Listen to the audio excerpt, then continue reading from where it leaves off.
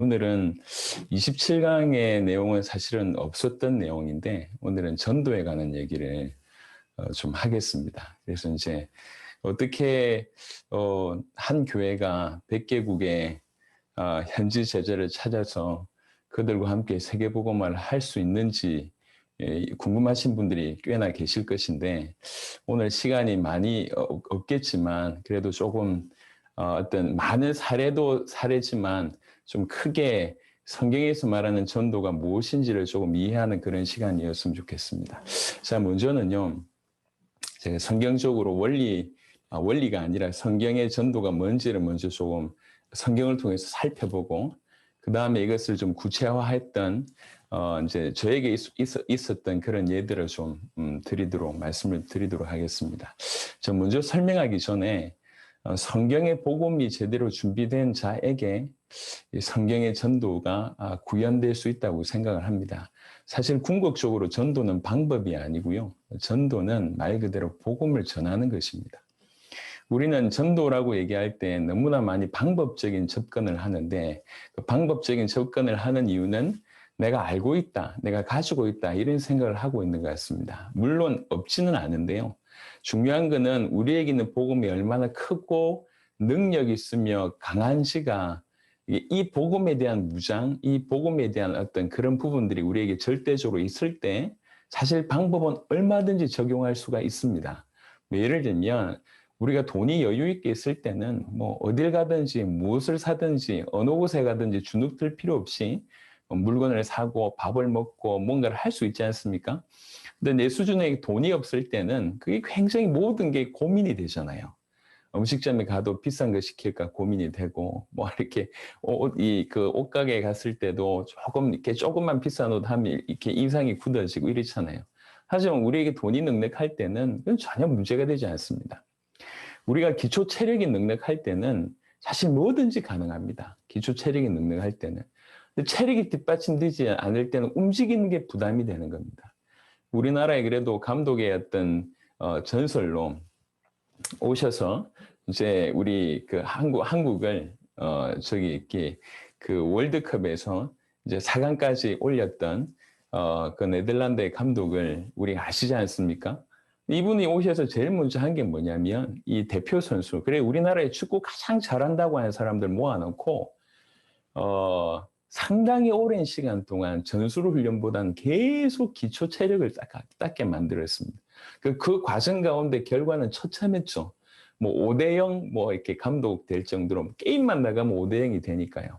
근데 계속 기초 체력을 닦게 만들었습니다. 그러니까 원성이 많았죠. 우리나라에서 가장 축구 잘하는 사람 모아놓고 겨우 한다는 게 기초 체력 계속 닦고 있으니까요. 기가 막히죠. 근데 이 감독의 눈에는 우리나라에 기초 체력이 있어야지 어떤 전술도 구비할 수 있다고 생각해서 계속 그것만 닦은 겁니다. 그 결과가 이제 월드컵에서 드러나지 않습니까? 우리에게 있는 복음에 대한, 성경의 복음에 대한 이 확신, 아니면 이 복음이 전 세계를 살릴 수 있다라고 하는 어떤 이 복음 자체의 강함, 이 복음 자체의 어떤 그 선명함이 있으면 사실 어떤 형태로든지 적용될 수 있습니다. 그런데 우리는 정작 주목해야 될 것을 주목하지 않고 어떤 식으로 전달하느냐, 여기에 귀추가 주목됩니다. 어떤 식은 차선입니다. 어떤 방법으로 전해야 되냐, 이건 차선입니다. 전도는 복음을 전하는 것입니다.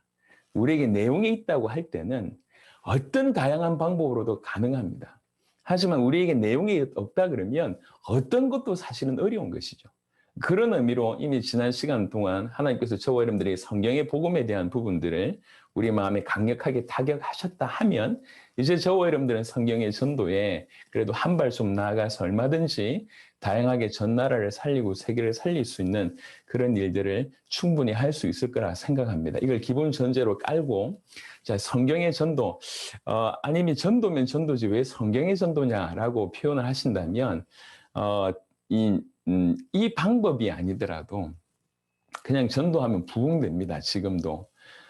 전도하면 부흥이 되고 전도 열심히 하면 나름 어떤 결과치들이 따라옵니다. 하지만 성경 그대로의 전도가 아니면 세계복음화는 할 수 없다고 저는 생각합니다.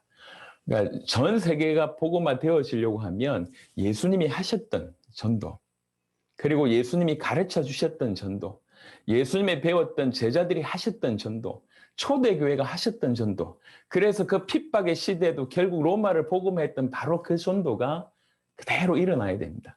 근데 생각보다 굉장히 단순하고 간단합니다.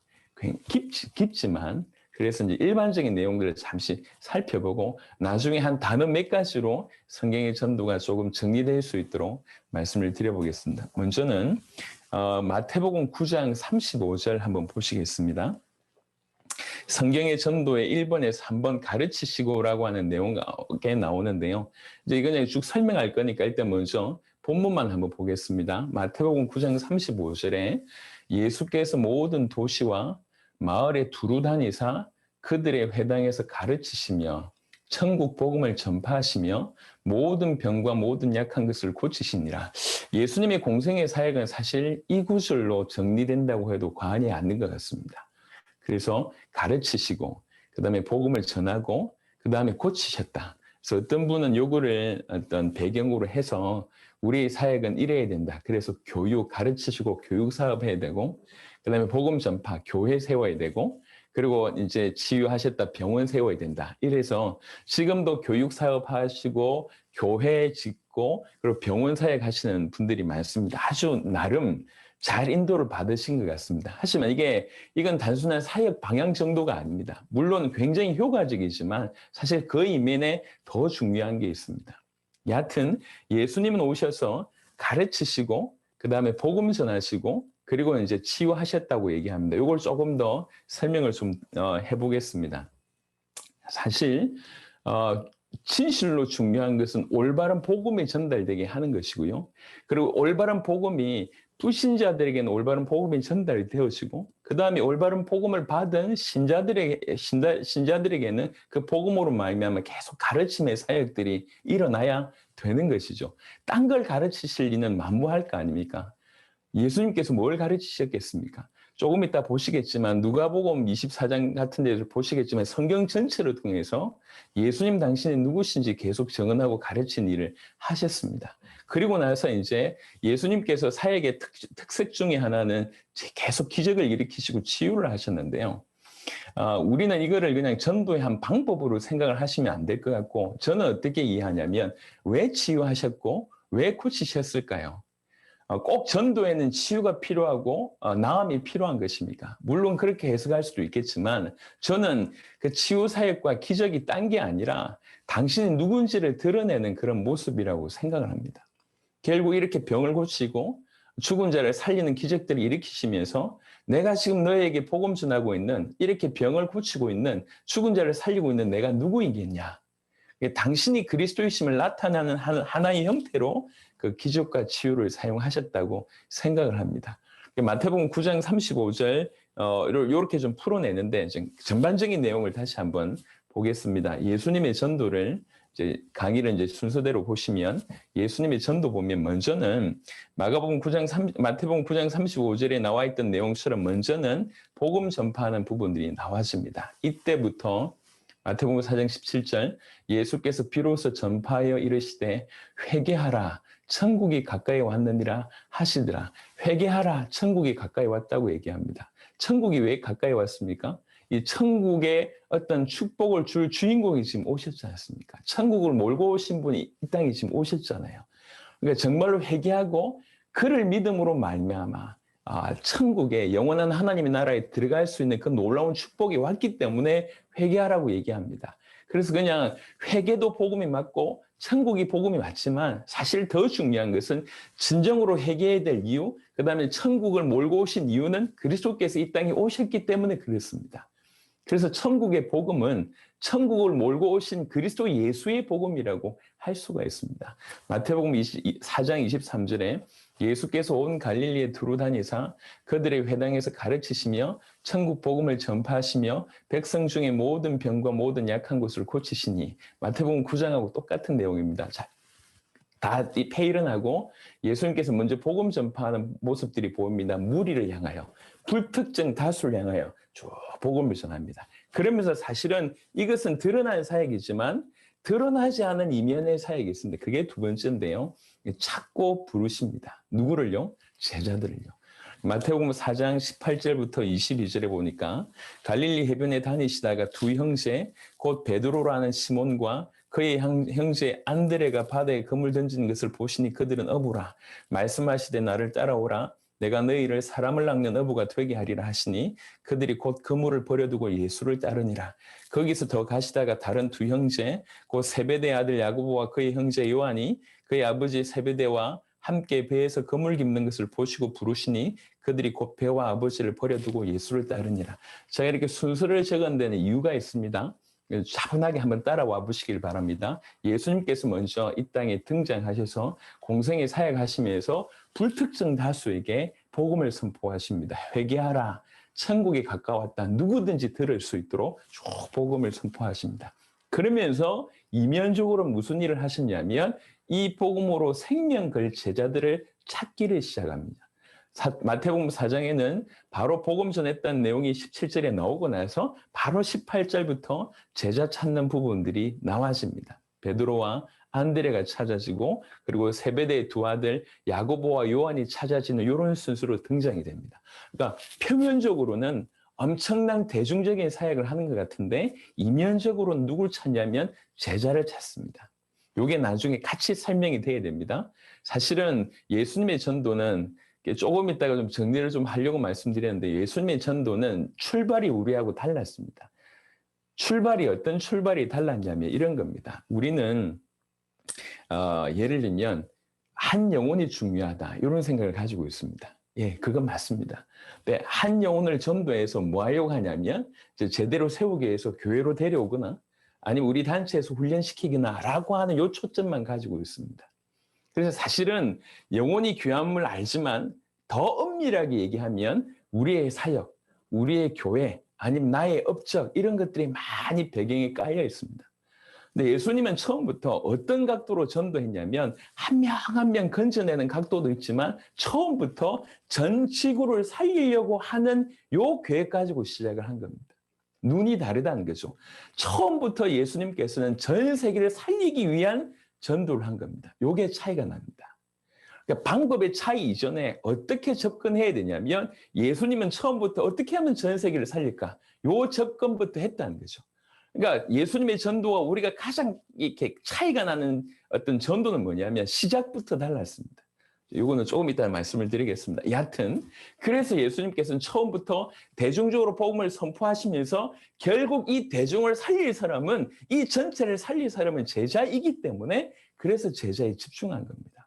나중에 여러분 결론 보셔서 알겠지만은 환란이 왔을 때 이 대중들은 다 나가 떨어집니다. 오히려 전부 다 자기들을 반대하면서 자기 예수님을 죽이는 그런 편에 서게 되지만 이 몇 명의 소수의 제자, 어떻게 보면 12명, 아니면 어떻게 보면 120명, 뭐 요 소수의 제자가 결국 전 세계를 다시 복음화시키는 일들이 벌어졌지 않습니까? 전체를 살리기 위해서 이 제자에 집중을 한 겁니다. 그래서 겉으로 볼 때는 예수님의 대중적인 사역만 보이지만 사실 이면은 뭐에 집중했냐면 이 제자에 집중을 한 것입니다. 그리고 나서 복음을 전하면서 이제 제자를 찾습니다. 그래서 이 제자를 찾았기 때문에 더욱 쏟아야 될 부분들이 뭐냐? 가르침의 사역입니다.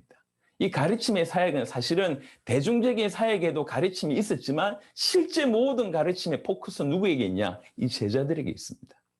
제자들을 데리고 대중에서 설교하고 대중적으로 많은 얘기를 하지만 결국 이 가르침을 대부분 받았냐? 대중이 그렇지 않습니다. 많은 사람들에게 가르쳤지만 이 가르침이 결국 그들에게 결국 유익하지 못했습니다. 이 가르침이 결국 살이 됐던 사람은 누구냐? 제자들입니다. 우리 예수님은 알고 계십니다. 그래서 복음 전파하면서 제자를 찾고 결국 이 제자를 가르치는 사역을 개인적으로 가르칠 뿐만 아니라 제자와 함께 같이 사역을 하면서 계속 가르치는 일들을 행하셨다고 할 수가 있습니다. 그리고 나서 아까 말씀드렸던 기적과 치유 역사가 계속 일어납니다. 기적과 치유 역사를 통해서 표면적으로는 혜택을 받은 사람들이 유익합니다. 예를 들면 제가 뭐 이렇게 혈루증 걸린 여인이었다. 그래서 이제 내가 혈루증이 나았다. 겉으로 볼 때는 혈루증 걸린 여인이 축복입니다. 어떤 사람은 나사로 같은 경우도 죽었다가 살아나는 일이 벌어졌지 않습니까? 혜택은 누구한테 가냐? 나사로에게 갔습니다. 또 저 바디메오 같은 경우에는 이렇게 이제 이렇게 안 보였던 사람이 예수 이름으로 나왔지 않습니까? 혜택은 이 사람한테 갔습니다. 하지만 누구에게 초점이 있을까요? 그 모든 것들이 결국에는 그 모든 것들을 통해서 예수님 당신이 누구이신지 믿게 하는 초점은 제자들에게 갔습니다. 육신적인 혜택은 죽은 자가 살아난 그 사람, 병든 자가 나은 그 사람에게 육신적인 혜택은 갔을지 모르겠지만 그 모든 일들을 펼치는 예수님의 삶을 보면서 누가 믿게 되냐면 제자들이 그걸 믿게 된 거죠. 그래서 기적과 치유의 포커스는 뭐냐면 제자들로 하여금 예수님이 누구인지 믿게 하는 사역이었다고 해도 사실은 과언이 아닙니다. 주님은 굳이 기적을 안 일으키셔도 괜찮습니다. 굳이 치유를 안 하셔도 괜찮을 것 같습니다. 왜 그렇습니까? 그분이 그리스도이시니까. 그런데 왜 그렇게 많은 기적과 치유를 일으키셨냐면 사실상 하나님을 떠나 있는 그들을 사랑하는 마음으로 기적과 치유를 일으키시기도 하셨지만 궁극적으로 우리 주님이 이 땅에 오신 이유는 전 세계를 건지기 위함입니다. 그리고 전 세계를 건지기 위해서는 당신이 십자가 지시고 부활하시고 승천하신 이후에 이 복음을 전 세계에 펼쳐낼 소수의 제자입니다. 결국 이 소수의 제자가 전 세계를 살릴 수 있기 때문에 이 제자들에게 복음이 제대로 깊이 있게 새겨지고 올바로 믿어지게 하고 그래서 올바로 사역할 수 있도록 이 제자에게 복음을 전하고 이 제자에게 가르치고 이 제자로 하여금 믿을 수 있도록 기적과 치유 역사를 계속 일으키셨다고 해도 과언이 아닙니다. 그래서 혜택은 그냥 표면적인 육신적인 혜택은 치유받은 사람한테 갔지만 모든 부분에 있어서의 그 믿음의 혜택은 누구한테 갔냐면 이 제자들한테 갑니다. 그래서 예를 들면 요한복음 11장 같은데 죽은 나사로를 살릴 때에 요한복음을 자세하게 보면 내가 이렇게 거기 있지 아니한 것을 감사한다. 왜 그러냐? 이 일을 통해서 너희로 믿게 하기 위함이다. 믿게 하기 위함이다라고 하는 구절을 요한복음에 계속 등장합니다. 예수님의 눈이 어디에 있었냐면 제자에게 있었습니다. 그러니까 제자는 무조건 좋고 제자 아닌 사람은 선별한다 이런 개념이 아니라 전 지구를 살리기 위해서 그리고 예수님은 반드시 십자가 지셔야 되니까 당신의 남은 사역들을 감당해야 될 자들이 바로 그 제자고 그 제자를 통해서 전 세계가 살아나야 되기 때문에 결국 이 제자에게 올바로 가르치고 올바로 눈뜨게 하고 올바로 믿을 수 있도록 하는 것이 예수님의 사역에 겉으로 볼 때는 표면적인 사역이 90이고 이면의 사역이 10인 것 같지만 사실 예수님 중심에는 이 이면의 제자의 사역이 90 이상이었다고 개인적으로 생각을 합니다. 그래서요, 누가복음 24장 25절부터 27절을 한번 보시겠습니다. 누가복음 24장 25절에서 27절. 저는 이제 항상 궁금했던 게 뭐였냐면 지난번 27강에도 제가 좀 언급을 했는데 정말 목말랐던 게 뭐냐면 예수님이 제자들하고 따로 있을 때 무슨 메시지를 줬을까? 3년을 공생에 3년 가까이를 그렇게 이제 이렇게 같이 거의 합숙했지 않습니까? 얼마나 많은 말들이 오갔을까요? 얼마나 많은 제자들이 질문이 있었고 예수님께서는 그 제자들에게 풀어주셨을까요? 그 부분이 사실은 많이 남아있지 않은 거예요. 그게 항상 목말랐습니다. 과연 예수님이 그 제자들하고는 무슨 사역을 하셨을까? 어떤 메시지를 하셨을까? 저도 이제 이렇게 해외 사역을 이렇게 가지 않습니까? 그러면 이제 팀들하고 같이 데리고 갑니다. 이 팀들하고 같이 가가지고 이제 이렇게 대중적인 집회도 하고 아니면 신방도 하고 어떤 경우에는 수백 명을 모아놓고 이제 그 전도 뭐 마을인에 둔 전도 행사도 하고 막 하거든요. 그때 메시지 몇 번 하지만 실제 이 메시지 할 때보다 우리 팀들하고 교제하는 시간이 훨씬 많지 않습니까? 그때 대화 나누고 질문 나누고 어떤 상황이 벌어지고 어떤 사건이 벌어지고 남들이 볼 때는 대중적인 집회가 전부인 것 같지만 사실 그것보다 훨씬 많은 거는 우리끼리 있을 때의 모임이거든요. 그게 항상 갈급했어요. 도대체 예수님은 제자들을 모아놓고 힘없이 중요한 집중적인 훈련, 가르침의 훈련을 하셨을 것인데 뭘 하셨을까? 이게 항상 궁금했는데 그것에 대한 제가 좀 답을 얻은 부분이 누가복음 24장의 장면입니다. 두 구절이 있는데 일단 25절부터 27절에 보니까 이르시되 미련하고 선지자들이 말한 모든 것을 마음에 더디 믿는 자들이요. 지금 그 엠마오 마을로 가는 그 두 제자에 관한 얘기입니다. 그러면서 예수님께서 26절에 그리스도가 이런 고난을 받고 자기 영광에 들어가야 할 것이 아니냐 하시고 이에 모세와 모든 선지자의 글로 시작하여 모든 성경에 쓴 바 자기에 관한 것을 자세히 설명하시니라. 그 엠마오 마을로 가는 그 두 제자에게 다시 뭘 풀어주냐면 모세와 모든 선지자의 글로 시작하여 구약 성경을 얘기합니다. 모든 성경에 쓴 바 자기에 관한 것을 자세히 설명합니다. 풀어내십니다. 누가복음 24장에 여러분이 성경을 여러분 보셨기 때문에 알겠지만 나중에 이 두 제자가 뭐라고 얘기하냐면 그분이 우리에게 성경을 풀어주실 때 우리 마음이 뜨겁지 아니하더냐 이렇게 고백합니다. 자, 성경 누가복음 24장을 우리 성경을 한번 직접 한번 찾아보겠습니다.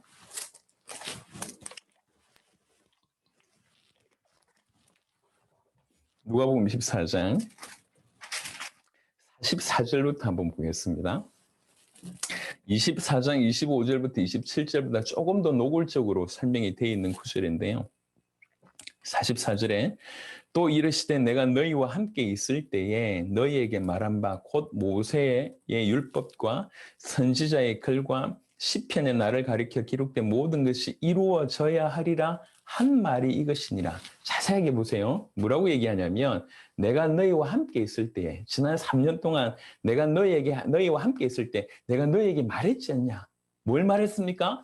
모세 율법과 선지자의 글과 시편에 구약 성경에 나를 가리켜 기록된 모든 것 이것이 나를 가리켜 기록된 모든 것이고 이것이 이루어져야 하리라고 내가 그때 너희와 함께 있을 때 내가 말하지 않았냐 이렇게 얘기하는 겁니다.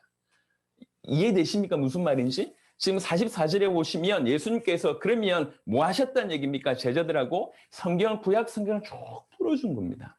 마치 지금 엠마오 마을로 가는 그 두 제자에게 텍스트로 풀어줬던 것처럼 평상시에도 제자들과 같이 있을 때 구약 성경을 쭉 설명하면서 이 성경이 이 부분이 나에 대한 기록이고 이건 틀림없이 이루어질 것이다 라고 계속 내가 얘기하지 않았냐. 그것이 지금 이루어진 사건이다. 요 얘기입니다. 그래서 함께 있을 때 예수님은 구약 성경을 통해서 구약 성경에 당신이 기록한 것들에 대해서 이렇게 말씀해 주셨고 이것들이 이루어져야 될 것에 대해서 계속 얘기를 하신 겁니다. 이게 예수님의 제자 사역이었습니다. 예, 성경과 무관하지 않았고 구약 성경 베이스를 쫙 깔면서 이 성경이 나에 대한 기록이다. 이 말은 이 뜻이다. 그리고 이렇게 이루어질 것이다. 내가 그렇게 얘기하지 않았냐? 지금 그게 이루어진 것이다. 이렇게 얘기하는 겁니다. 이에 그들의 마음을 열어 성경을 깨닫게 하시고 이게 누가복음 24장에도 있었지만 사실은 예수님이 함께 있을 때 늘 있었던 일입니다. 계속 성경을 깨닫게 하시고 또 이르시되 이같이 그리스도가 고난을 받고 제3일에 죽은 자 가운데서 살아날 것과 또 그의 이름으로 죄사함을 받는 회개가 예루살렘에서 시작하여 모든 족속에게 전파될 것이 기록되었으니 이미 기록되었지 않냐. 이것 또한 이미 설명한 부분입니다. 이렇게 된다고 이미 성경에 기록되어 있지 않냐. 또 이것 또한 내가 너에게 풀어주지 않았냐. 이제 이 모든 일에 너희는 정인이다. 이렇게 얘기합니다. 그래서 예수님께서 지금 십자가 지시고 짠 나타나셔서 부활해가지고 잠깐 아주 강력한 메시지고 사라지신 게 아니라 그들과 함께 있을 때 제자들과 함께 있을 때 성경 전체를 통해서 예수님 당신에 대한 기록에 쭉 설명하고 이것이 어떻게 이루어질지 쭉 풀어지고 그리고 드디어 그것이 이루어졌음을 지금 얘기하고 있습니다. 예수님은 성경을 통해서 당신이 그리스도이심을 평상시에도 풀어내셨다고 이해할 수가 있습니다. 그것이 이루어진 것이고 이 이루어진 것을 본 너희는 정인이다 이렇게 얘기를 하는 겁니다. 그래서 그렇다고 하면 예수님께서 공생의 기간에 뭘 하셨는지를 조금 더 선명하게 볼 수가 있는 겁니다. 자, 정리하면 예수님은요 대중적으로 복음을 전하신 것 같습니다. 예, 결국에는 모든 만인이 이 복음을 받아야 되기 때문에 대중적으로 복음을 전하신 것 같은데 시간의 한계, 그다음에 공간의 한계가 있는 상황이었고요. 그리고 하나님의 계획이 있었기 때문에 하나님의 계획으로 전 세계가 이 복음을 받아야 될 어떤 그런 하나님의 역사의 계획 속에 있기 때문에 그 십자가 지시고 부활하시는 그것이 예수님 오셨을 때 어떤 계획이라고 할 때 어떤 의미로서 이 남은 사역은 이 복음을 땅끝까지 전달될 그 남은 사역은 제자들이 해야 됩니다. 전 세계를 살리기 위해서 반드시 제자들이 필요합니다. 그래서 표면적으로 복음 전하시는 것 같지만 이면적으로는 이 제자를 먼저 찾으셨고 이 제자들을 가르치셨고 이 제자들로 하여금 믿을 수 있도록 기적과 치유를 보여주시고 또 따로 있을 땐 계속 성경을 통해서 예수님 당신이 그리스도이심을 증언하셨습니다. 계속. 그래서 이면의 핵심적인 사역은 뭐냐면 이 제자의 사역입니다.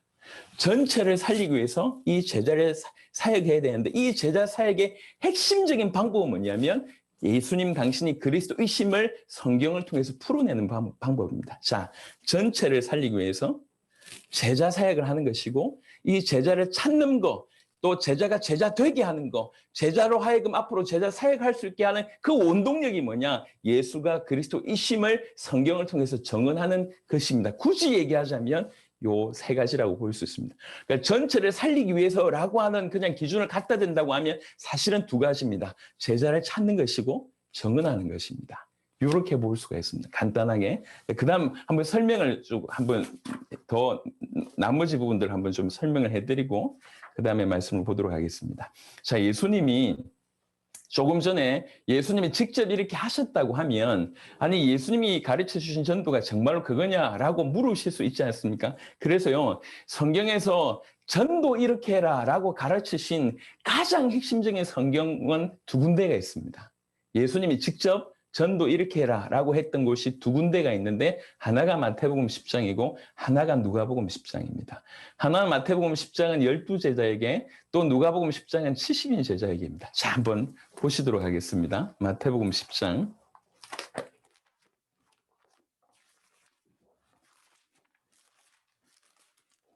마태복음 10장 2절부터 보시면 12사도의 이름이 쭉 나옵니다. 4절까지요. 그리고 나서 5절부터 보겠습니다. 마태복음 10장 5절. 자, 이걸 보기 전에요. 한번 저를 잠시 이제 봐주십시오. 여러분 지금 전도를 여러분이 하셨거나 아니면 전도를 지휘해 보셨지 않습니까?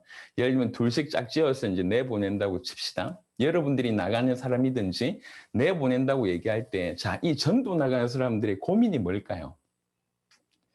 예, 여러분, 저도 뭐 이렇게 전도 나가보면서 무슨 고민을 할까요? 전도하러 나가면서. 예, 제일 첫 번째는 누구한테 갈까? 그 고민을 할 겁니다.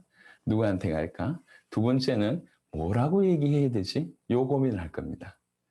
예, 안 나가보신 분들은 잘 모르겠고, 나가보신 분들은 이때 이 당황스러움, 이런 것들을 조금 그 느낌을 아실 겁니다. 둘씩 내보내도 인상이 그렇게 너무 빨리 전도하고 싶어요. 이것보다는 교회 문 바깥에 나가자마자 하는 고민이 누구한테 가지? 예. 기준이 본인이에요. 그래서 나가면 일단은 대부분의 사람들이 험악한 남자한테는 안 갑니다. 복음 안 받을 것 같으면서 안 가고, 그리고 이제 여튼 좀 이렇게 자기가 생각을 하는 거죠. 저 사람 인상이 험해서 안 받을 것 같고 더럽게 생겼고 뭐 좀 이렇게 이래서 자기가 생각해서 주로 누구한테 가냐면 만만한 이제 이렇게 논쟁이 돼도 싸워서 이길 만한 이런 만만한 사람들한테 많이 갑니다. 그래서 할머니한테 가시든지 아니면 아이들한테 가시든지 갑니다. 두 명이 모여있다 절대로 안 가죠. 여튼 나가면서도 본인 기준으로 갑니다. 근데 여러분 인상 험악해서 안 받는다고 하는 기준이 어디서 왔는지 모르겠는데 그렇다고 하면 우리 중에도 여기 있을 사람 없습니다. 다 인상이 그만큼한데 왜 인상을 봅니까? 근데 실제로 전도를 내보내면 사람들이 고민을 해요. 누구한테 가야지? 자, 그리고 두 번째 고민이 뭐냐면 말할 내용입니다.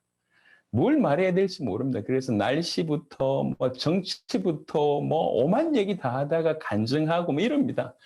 그러다가 어쩌다가 누군가 영접기도 따라 해주지 않습니까? 그럼 어깨에 막 힘이 들어가가지고 내가 영접을 시켰다면서 오고 또 그렇지 않으면 이렇게 또 주눅 들어가서 옵니다. 예를 들면 한 2시간 내보내면 정말로 지혜롭게 사람 없는 곳을 골라다니면서 2시간 때우다가 들어옵니다. 이런 경우들이 많습니다. 안 그렇습니까?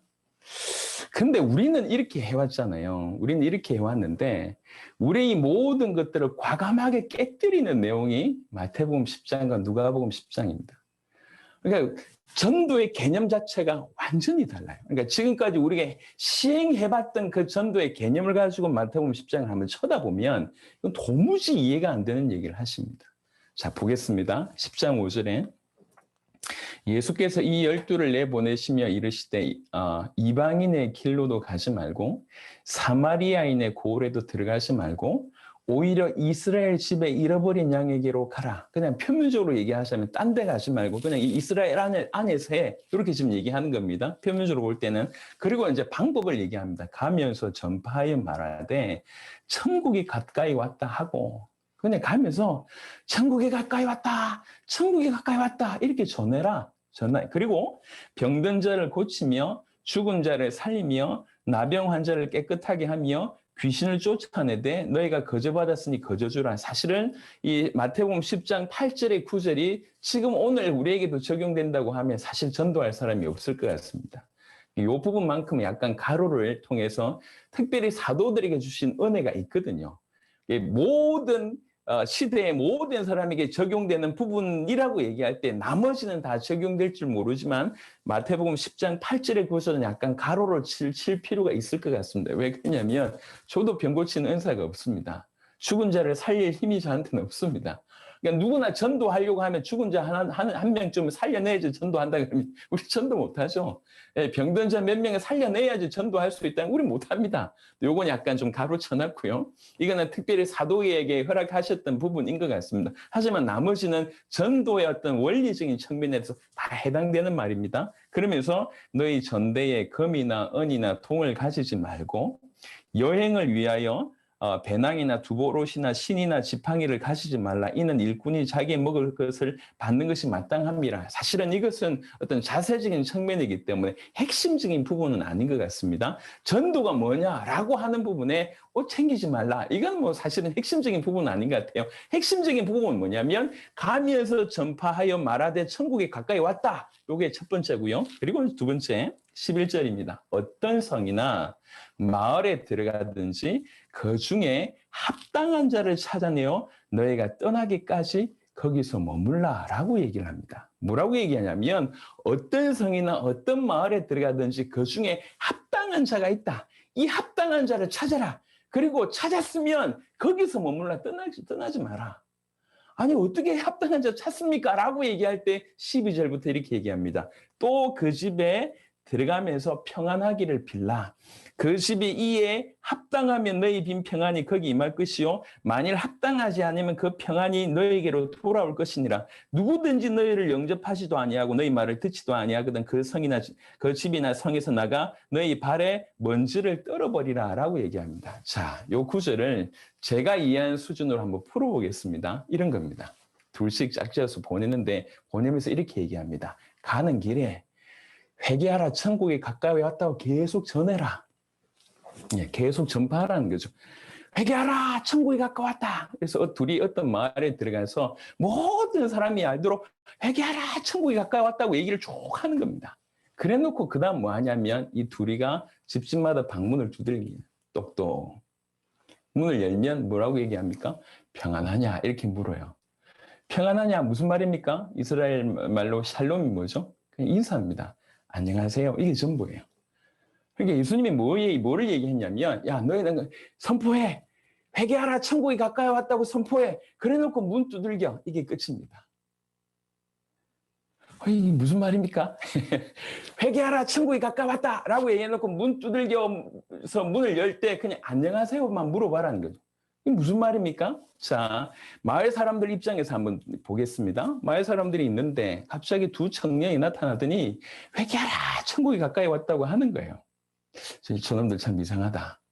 대부분의 사람들이 그럴 거 아닙니까? 그런데 문 두들겨서 열어보니까 아까 그 사람이네. 자, 준비 안 된 사람 그냥 문 닫아버립니다.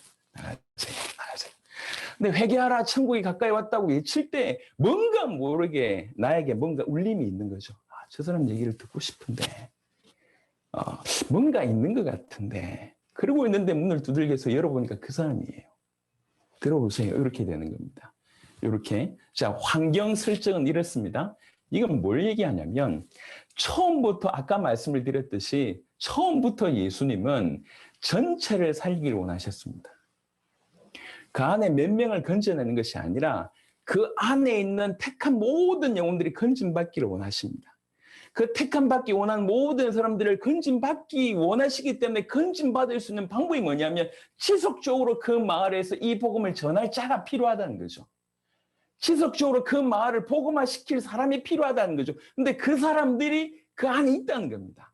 합당한 자라고 하는 사람이 그 안에 있다는 거죠. 그래서 제자들을 보내면서 뭘 찾으라고 얘기하냐면 그 마을 전체를 살려낼, 그 마을에서 지속적으로 복음을 전할 이 사람을 찾아라. 이 사람은 복음에 반응한다는 겁니다. 처음부터 그 마을 전체를 살려내기 위해서 주께서 준비한 합당한 자 찾아내는 것이 첫 번째라는 것입니다. 그래서 누군지 모르잖아요.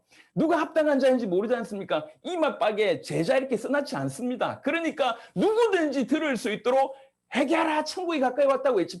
자기를 표를 내는 겁니다. 나는 하나님 믿는 사람이고 당신들에게 복음 전하러 왔습니다. 누구든지 회개하라 천국이 가까이 왔다고 누구든지 알아듣도록 해놓고 개별적으로 확인하는 겁니다. 당신 맞습니까? 여기 문 열고 안녕하십니까? 그게 끝이에요. 전도를 꼭 이렇게 하라는 얘기가 아닙니다. 죄송한 미친놈처럼 가가지고 뭐 해놓고 문 두들겨 안녕하십니까? 이 얘기가 아니고 원리가 그렇다는 거죠. 핵심이 뭐냐면 그 마을 전체를 살려야 된다. 둘씩 보낸 이유가 그거지 않습니까?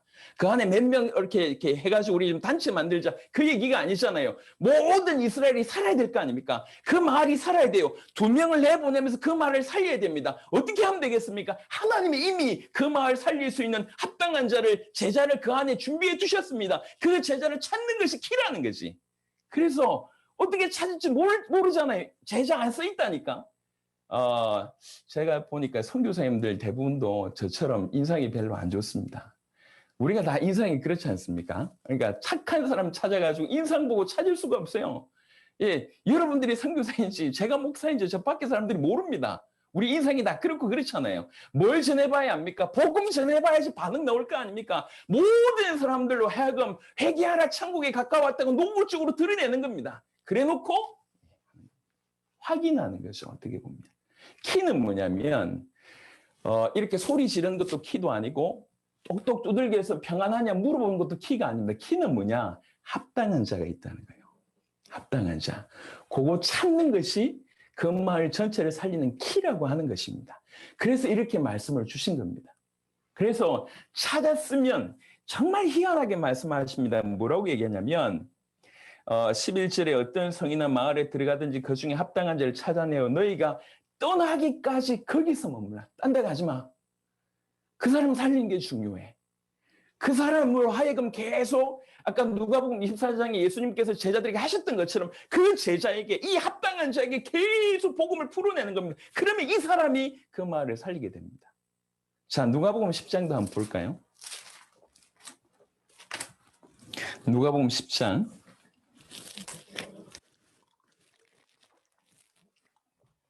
2절부터 보겠습니다.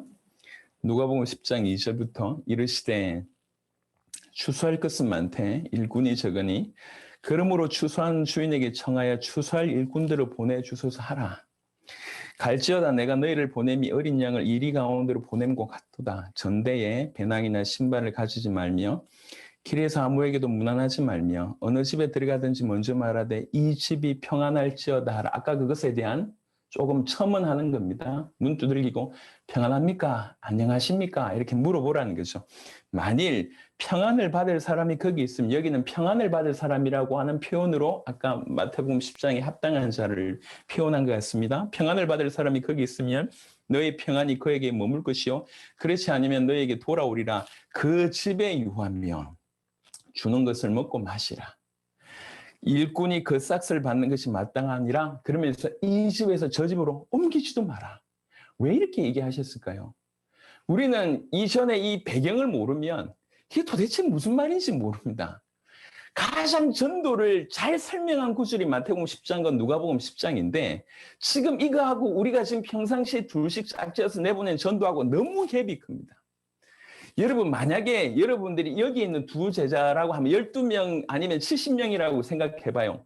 우리 이제 선교사님 두 분이 저 말 살리러 보내면 이분들은 전부 고민합니다. 누구한테 가지? 뭔 말하지? 날씨 얘기하고 뭐 코로나 얘기하고 확진자 얘기하고 뱅뱅 돌아가지고 이렇게 간증 조금씩 하다가 죄송합니다. 지도 지가 뭔 얘기하는지 모르다가 이래가 오는 거예요. 근데 예수님이 12제자들은 제가 막 12제자라고 얘기할 때 마태복음 10장에 저를 예수님께서 이렇게 보내셔서 하라고 했을 때 저는 부담이 전혀 없을 것 같습니다.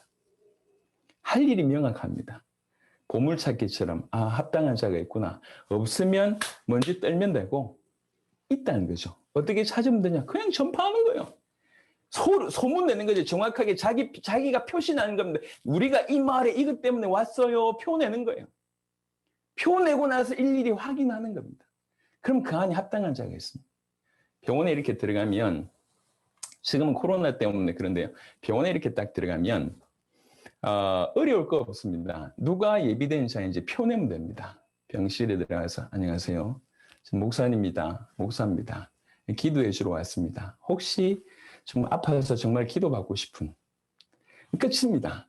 제가 들어가서 누구 신방을 가지 않습니까? 신방을 가면 주변에 알 수 있도록 제가 기도를 합니다. 기도 딱 하고 나서 환자들을 쭉 돌아보면 눈빛으로 발사하시는 분이 계세요. 기도해 주세요. 발사하시는 분이 계십니다. 이해하십니까? 무슨 말인지? 우리가 조금만 표를 내고 확인해보면 누가 예비된 자인지 어렵지 않게 찾을 수 있습니다. 여러분, 전도지를 주는 게 목적이 아닙니다. 우리는 전도지 한 장을 주려고 발버둥 치는데 전도지는 전도지를 주는 게 아니라 전도지를 주면서 찾는 겁니다. 전도지를 줘보면 정말 관심이 없는 사람이 꾸겨가지고 던지든지 찢어버리든지 아니면 아예 눈길을 돌리지 않습니다. 하지만 진짜로 예비된 사람, 갈급한 사람 있습니다. 요 사람이에요. 요 사람한테 가서 말씀을 전하는 겁니다. 미국에 가서, 미국은 참 힘들잖아요. 약속이 없이 만나는 것, 찾아가는 것 자체가 예의에 어긋나지 않습니까? 근데 우리는 이 제자를 찾아야 되겠거든. 그래서 도서관에 들어갔어요. 도서관에 들어가서 열심히 공부하고 있는데 옆에서 막 하고 있으면 전도지를 책상에 싹 올려놓고 이렇게 나왔어요. 그러니까 뭐 공부하고 있는데 전도지 옆으로 싹 들어오잖아요. 그러니까 뭐 얼굴에 인상 쓰고 뭐 꾸겨버리고 뭐 버리는 건데 그래놓고 다 돌려놔서 저 문 입구에서 쭉 보면 쳐다보고 있는 사람이 있습니다. 그럼 가서 톡톡 등 두들겨가지고 밖으로 나와봐. 이래가지고 밖에 나가서 복음을 전하는 겁니다. 전도지를 주는 게 목적이 아니라 찾는 게 목적입니다. 이해하시겠습니까? 무슨 말씀인지? 우리의 시작이 내가 몇 명의 성과를 올리겠다고 하는 접근, 아니면 어떻게든지 꼬셔가지고 교회를 데려오겠다고 하는 접근을 하니까 전도가 정말 형편없이 땅에 떨어지는 겁니다. 그게 아니고 이 마을 어떻게 살릴까? 이겁니다. 예전에 통일교인가요? 안식교인지 정확하게 모르겠는데 열심히 이제 어떤 한 지역에서 전도하다가 그분들 만나게 되는데 그분들을 하는 얘기를 듣고 제가 깜짝 놀랐습니다. 이분들이 어떻게 전도를 하냐면 아파트 한 동을 정해놓으면요. 2식 짝지어가지고 오전에 아파트 전체를 다 돈답니다. 전체를 돌면서 문을 두들깁니다. 두들기면 대부분 전부 반대를 한다고 합니다. 하지만 그 중에 조금이라도 반응을 보이는 사람, 조금이라도 반응 보이는 사람 표시해놨다가 다음에 또 가는 거예요. 오후에 또 가든지. 그러니까 확인을 계속 하는 겁니다. 그러니까 지금 교회는 이렇게 전도가 어렵다고 하는데 그 신천지 보세요. 얼마나 저렇게 전 말도 안 되는 곳에 이렇게 빠져들고 있지 않습니까? 왜 그러냐는 거죠. 뭔가 지금 조건이 약간 좀 다른 겁니다. 여하튼 페일은 누가복음 10장을 계속 보시면 7절에 그 집에 유하며 주는 것을 먹고 마시라. 일꾼이 그 싹스를 받는 것이 마땅하더라. 이 집에서 저 집으로 옮기지 말라고 왜 이렇게 말씀하셨을까요? 왜 유독 한 사람 찾았으면 옮기지 말라고 했을까요? 이게 사역의 핵심이기 때문에 그렇습니다. 그 사람이 살아야지 그 마을이 삽니다. 그 마을을 살리기 위해서 그 지역을 살리기 위해서 주께서 창세전에 준비하신 사람입니다. 그래서 이 사람을 살려야 됩니다. 이 사람에게 올바른 복음을 계속 증언하는 것이 여러 명 만나서 영접 기도시키는 것보다 훨씬 낫습니다. 어느 동네에 들어가든지 너희를 영접하거든 너희 앞에 차려놓는 것을 먹고 거기 있는 병자들을 고치고 또 말하기를 하나님의 나라가 너에게 가까이 왔다 하라. 어느 동네에 들어가든지 너희를 영접하지 아니하거든 그 거리로 나와서 말하되 너희 동네에서 우리 발에 묻은 먼지도 너에게 떨어버리노라. 그러나 하나님 나라가 가까이 온 줄을 알라 하라. 10절과 11절은 영접하는 마을에서 해야 될 일, 또 영접하지 않는 마을에서 해야 될 일에 대한 차이를 지금 얘기를 하는 겁니다. 이게 이제 8절부터의 내용은 실상은 뭐냐면 시작이 둘씩 내보낼 때에 영접을 몇 명 시켰냐 이게 아닙니다. 그리고 그 교회를 세우라 이게 아니에요. 너희 사역을 좀 크게 하라 이게 아닙니다. 접근이 처음부터 뭐냐면 저 마을 전체를 어떻게 살리지? 이게 접근입니다. 이 마을 전체를 내가 어떻게 살리지? 이 나라 전체를 어떻게 살리지? 이게 접근입니다. 우리 주님은 그 마음으로 이 땅에 오셨고 둘씩 내보낼 때도 그 마음으로 보냈어요.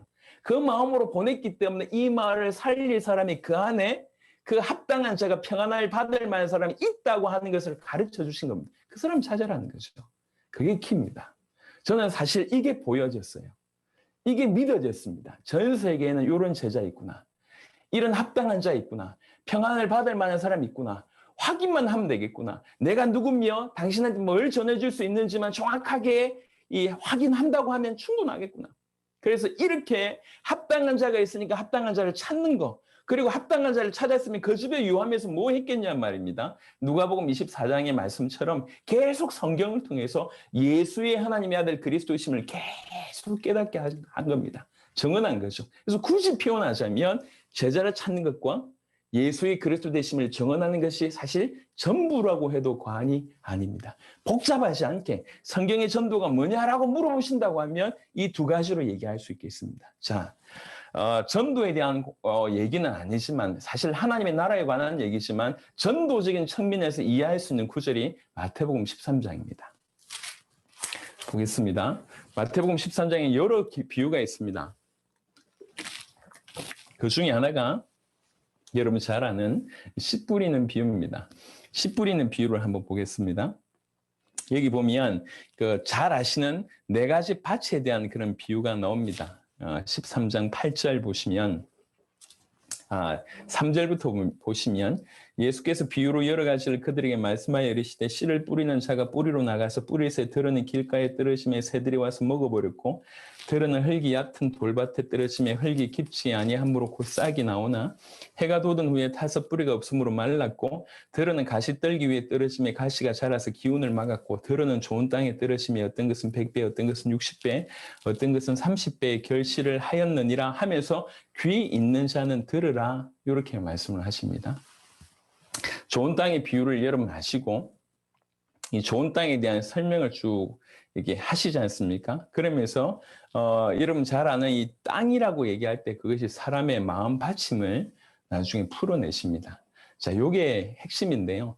이스라엘 땅은 지금 경작이 되고 있는 땅 말고 경작이 안 되는 그런 땅은 어떤 땅이 옥토인지를 구분할 수가 없답니다.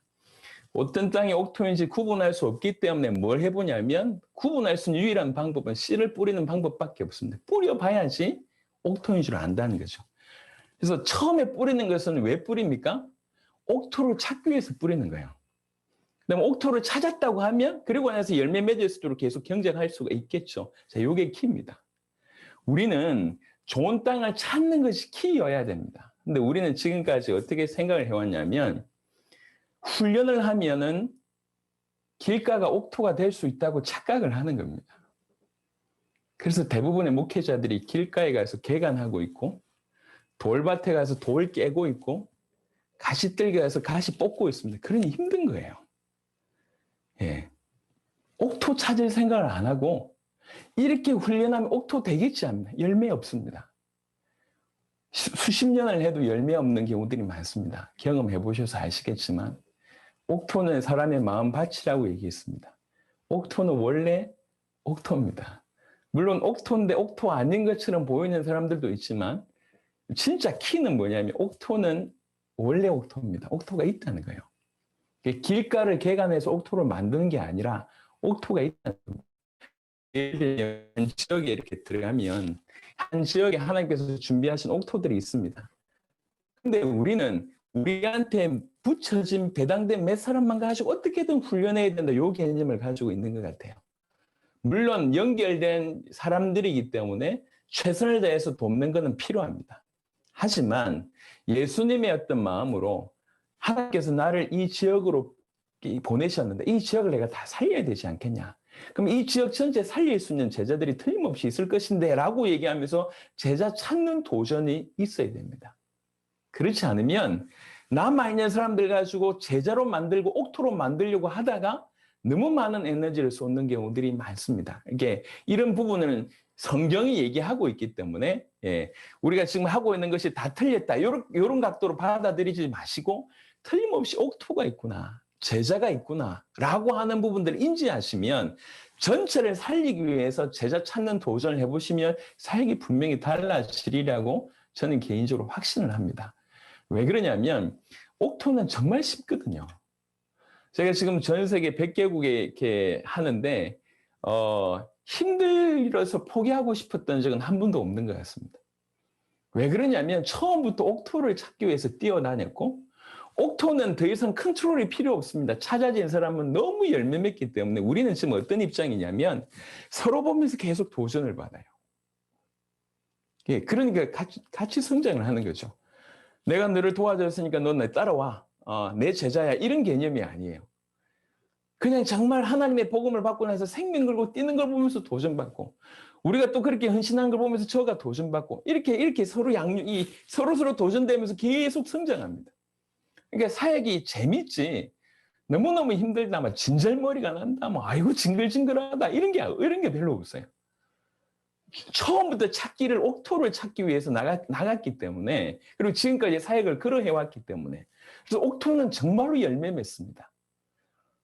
그래서 전 세계를 어떻게 살릴까라고 얘기할 때도 전 세계에 숨어있는 제자 찾으면 된다. 답이 저는 간단하게 나왔습니다. 어느 지역에도 마찬가지입니다. 그 지역을 살리기 위해서 주께서 준비하신 주의 제자가 있습니다. 그 주의 제자는 복음에만 반응합니다. 그래서 복음 씨를 던져봐야지 누가 제자인지 압니다. 그리고 그 제자라고 찾아졌을 때는 이 사람을 놓지 않고 이 사람에게 계속 예수의 그리스도 되심을 증언해서 이 사람이 폭발하도록 돕는 것이 핵심입니다. 굉장히 어떻게 보면 좀 간단한 거죠. 그래서 마태복음 13장이 씨 뿌리는 비유뿐만 아니더라도 다른 비유를 보면 예를 들면 밭에 감추인 보화 이런 비유 있지 않습니까? 이게 농부가 그 농사 짓다가 소작농인데 농사 짓다가 캐다 보니까 그 안에 보화가 있네요. 원래 그 보화가 발견되면 땅 주인이 그걸 가져가지 않습니까? 그러니까 이 보화가 너무 귀한 걸 아니까 이 땅을 사야 되는 거예요. 그래가지고 있는 모든 재산 다 틀어가지고 주인에게서 이 땅을 살려고 하지 않습니까? 표면적으로 볼 때 이 땅은 아무짝에도 쓸모없는 땅인데 그 안에 보화가 있다는 거죠. 보화를 발견하는 사람은 달라집니다. 그러니까 이제 이 보화를 발견한 이게 전도다. 전도적인 측면에서 봤을 때 이거라는 겁니다. 진짜 중요한 제자 찾는 거, 진짜 중요한 제자를 발견하는 거, 이게 전도라고 할 수가 있습니다. 극히 값진 진주 하나. 이 진주 장사가 뭘 찾아러 다니냐면 계속 극히 값진 진주 찾아러 다니는 겁니다. 가장 값진 진주 찾아러 다니는 겁니다. 이게 사실은 하나님의 나라와도 관계 있지만 하나님 나라를 이루는 전도와도 가장 영향이 있다고 생각합니다. 두 번째 보면 겨자씨 하나도 마찬가지인데요. 이 씨 중에 어떻게 보면 가장 작은 씨지 않습니까? 근데 자라면 어떤 나무보다 커집니다. 영향력이 없을 것 같은데 결국 전체에 영향을 주는 것이 겨자씨입니다. 누룩 또한 영향이 전혀 없을 조그만 양인데 전체를 부풀게 하지 않습니까? 그러니까 이제 전도라고 하는 관점으로 봤을 때 이게 전부 포커스가 어디나 맞춰져 있냐면 하나님 나라 확장을 위한 제자의 포커스가 있습니다. 다른 구절도 좀 보시면 13장에 마태복음 13장 극히 값진 진주 하나까지 보셨고요. 그 나머지 부분들을 한번 좀 보시도록 하겠습니다. 47절에 보니까 47절에 또 천국은 마치 바다에 치고 각종 물고기를 모으는 건물과 같으니 건물에 가득함에 물가로 끌어내고 앉아서 좋은 것은 그릇에 담고 못된 것은 내버리니라. 이것 또한 씨 뿌리는 비유와 다르지 않는 비유라고 생각을 합니다. 마태복음 13장은 천국에 관한 메시지입니다. 하지만 이 하나님 나라의 확장을 이루는 전도적인 측면에도 얼마든지 적용 가능합니다. 근데 전도적인 입장에서 적용할 때 핵심이 딴 게 아니라 결국 전체를 살려낼 수 있는 제자가 키라는 것이죠. 옥토가 키라는 것입니다. 제가 이제 해외 나가서 옥토 어떻게 확인합니까? 물어보길래 씨 뿌려봐라. 감자, 고구마 익은 방법, 이렇게 익었는지 안 익었는지 확인하는 방법 굉장히 간단하다. 찔러보면 끝이다. 찔러보면 되는 거 아니냐. 그 어렵냐. 제자 아니라고 하면 아직까지 아니든지 원래 아니든지 하면 그냥 먼지 떨어버리면 되지 않냐. 그래서 제가 사역 이 부분들이 조금 마음에 묵상이 되고 마음에 다가와서 저는 사역 갔을 때 특별히 이제 저 해외 지역 갔을 때는 굉장히 좀 날카롭게 합니다. 그리고 이렇게 선교사님들 앞에 있는 것처럼 이렇게 선한 웃음 가지고 얘기하지 않습니다. 굉장히 독하게 합니다. 왜 그러냐면 저는 짧은 시간에 그 나라 살리기 위해서 갔거든요. 할 수만 있다면 그 안에 숨어있는 제자 발견하는 것이 핵심입니다. 많은 숫자가 필요하지 않습니다. 그래서 제가 늘 얘기하기를 쉬는 시간 할 때마다 제가 마이크 들고 하는 얘기입니다. 쉬는 시간 20분 드리겠다. 집에 가기 좋은 시간이다. 가시라. 조금이라도 부담되시거나 아니면 마음에 이렇게 다가옴이 없다 그러면 당신들하고는 안 맞는 메시지니까 빨리 가시나. 당신들이 가주는 것이 우리한테도 훨씬 유익하다. 어떤 파나마에 갔을 때 제가 이제 방송국에 이제 갔었는데요. 방송국에 이제 메시지하러 갔었는데 그 바로 전에 500명을 모아놓고 사흘 동안 집회를 했었거든요. 그러고 나서 메이저 방송국에 갔는데 그 방송국 PD가 이제 저를 알아보고 이렇게 얘기하더라고요. 처음이라면서. 뭐가 처음인데요? 하니까 내가 지금까지 해외에서 오는 많은 사람들이 메시지를 드리고 집회를 들었는데 쉬는 시간마다 빨리 집으로 가라고 얘기하는 사람은 당신 처음이다 하면서 그러면서 이 사람이 너무 이렇게 그 인상이 남았는지 그 얘기를 하더라고요. 근데 은혜 못 받았던데 일단 그렇게 얘기하시더라고요. 핵심이 뭐냐면 우리는 그 육신적인 생각에 너무 많이 젖어 있습니다. 내가 가서 사람들이 많이 모이는 거, 영향력을 크게 입히는 거, 그 집회 때 뭔가 대단한 일이 벌어지는 거, 뭐 병자가 나았다든지 아니면 뭐 기가 막힌 응답을 받았다든지 여기에 포커스가 있습니다. 근데 출발이 다릅니다. 출발이. 우리 주님은 어떻게 하면 그 마을 전체를 살리지?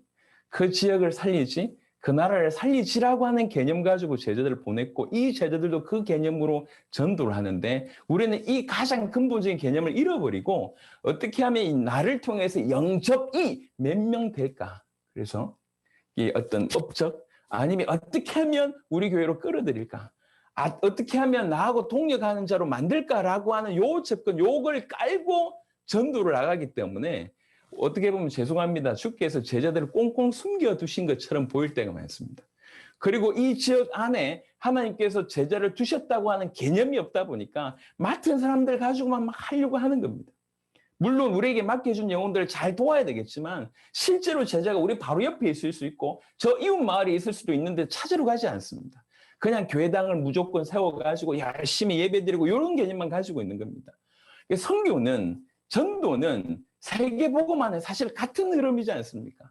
전 세계를 살리기 위해서 우리가 전도를 하고 전 세계를 살리기 위해서 선교를 하는데 전 세계를 살리기 위해서 우리 단체가 도움이 되고 전 세계를 살리기 위해서 우리 교회가 도움이 된다고 시작해놓고 전 세계가 사라졌습니다. 그냥 우리 교회, 그냥 우리 단체, 그냥 내가 하는 사역 이게 전부라고 생각하니까 어떻게 보면 쟁탈전이 된 겁니다. 어떻게든지 끌어내려고 하는 쟁탈전이 되니까 하나님 보실 때 기가 막힌 겁니다. 연합해서 우리가 어떻게 하면 이 필리핀 땅을 살릴까? 우리가 어떻게 하면 하나님께서 허락하신 이 마닐라를 살릴까? 이렇게 접근해야 되는데 시작은 마닐라 살리기 위해서 하나님께서 우리 교회를 세우셨다. 이래놓고 마닐라 살리는 것이 우선순위가 아니라 무조건 우리 교회, 무조건 우리 단체, 무조건 우리 교단 이렇게 접근하는 겁니다. 이게 접근이 하나님하고 다른 거죠. 하나님 보실 때. 그리고 그런 접근을 하다 보니까 눈을 열어서 제자가 있고 제자를 찾아야 된다고 하는 부분들에 대한 답이 없고 그 제자들에게 줄 수 있는 메시지보다 어떻게 하든지 내 덩치를 키우는 쪽으로 많이 우리가 포커스를 가지고 있는 겁니다. 뭔가 맞지 않은 것이죠. 그래서 예수님이 하신 전도도 사실은 대중적으로 복음을 전하고 많은 사람들에게 영향을 끼친 것 같지만 어떻게 하면 전 세계를 살릴까? 이 지역 전체, 이 나라를 어떻게 하면 살릴까? 그러게 하기 위해서 예수님은 제자에게 집중했고 그 제자가 올바로 믿고 자기의 사역을 감당할 수 있도록 지속적으로 이 제자에게 예수가 그리스도 되심을 성경 통해서 계속 전언한 겁니다. 그래야지 예수님이 십자가 지시고 부활하시고 승천하신 이후에도 이 제자가 예수님의 사역, 그리스도의 사역을 대신할 수 있지 않겠습니까? 사실 그것이 예수님이 하신 전도였습니다. 그리고 지금 현재 우리 예수님이 전도를 가르쳐 주신 그 내용에도 딱 여기에 있는 겁니다. 합당한 자가 있다. 어느 마을이든지. 지금 예수님이 12제자를 이렇게 본인이 찾으셨잖아요. 찾아놓고 이분들한테도 또 동일하게 얘기한 겁니다. 어느 마을이든지 니네같이 제자들이 있다. 합당한 자가 있다. 찾아라.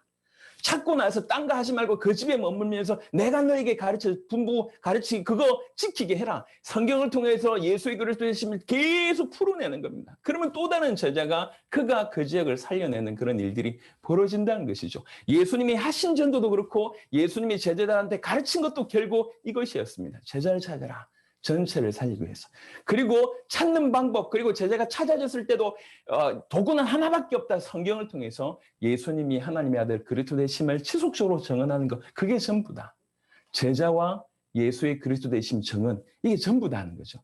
그래서 성경에 보시면 성경의 전도를 이렇게 크게 두 가지로 요약을 했는데, 하나는 계시를 받는 자입니다.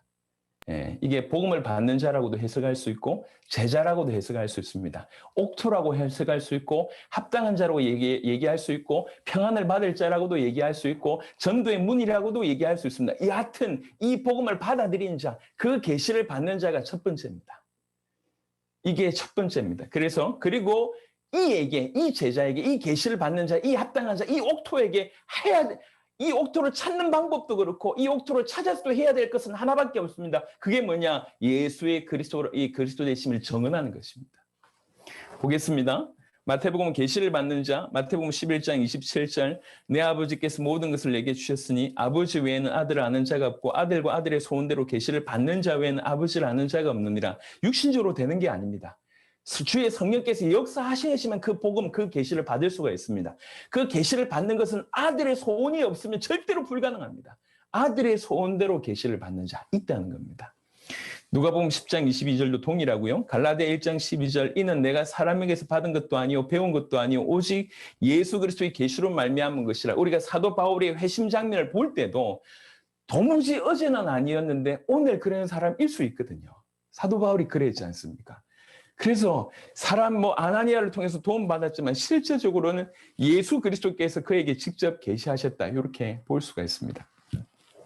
그래서 예수가 그리스도라고 계시를 받는 자, 이 계시를 받는 자에게 예수가 그리스도라고 증언할 때 이 계시 받는 자가 반응이 보이고, 계시를 받는 자라면 더욱더 맨날 며칠을 계속 더 지속적으로 성경을 통해서 예수가 그리스도 되심을 계속 증언하는 것입니다. 그래서 성경에 보면 마태복음 24장 14절에 이 천국 복음이 모든 민족에게 증언되기 위하여 온 세상에 전파되리니 그제야 끝이 오리라. 이 구절이 사실은 중요합니다. 지난 27강 때도 얘기했지만요. 여기 온 세상에 전파되리니라고 얘기하는 거하고 모든 민족에게 증언되기 위하여라고 하는 구절이 동시에 나옵니다. 뭐가 포커스입니까? 뭐가 더 핵심적인 구절입니까? 증언되기 위하여 전파된다고 얘기했습니다. 예수 이름이 전파돼서 결국 모든 사람들에게 정확하게 증언이 돼야 됩니다. 증언은 뭡니까? 증인이 그 중요한 그 재판장 앞에서 증인이 이 증언하는 그런 차원에서의 증언이지 않습니까? 그래서 요 얘기를 좀 해보면 사실은 지금 예수의 이름을 안다고 복음이 전파됐다라고 보는 단체들도 있는 것 같아요. 그래서 이제 그런 각도로 봤을 때 우리나라는 이미 복음화됐다라고 주장을 합니다.